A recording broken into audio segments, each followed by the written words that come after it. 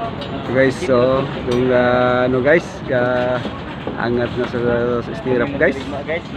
Yan ang mga veterano guys nga mga mangdirigma na Itarungan niyo Jiril. magbabakal. Okay, Yan, tingnan mo guys.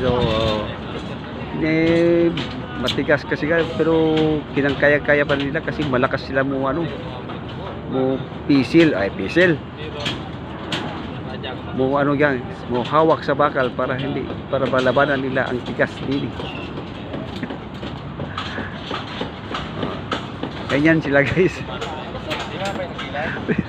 Yan pabilis. Ano din ang last ano? Yan. Basta mga lamag guys, mga mayong tawag yun guys.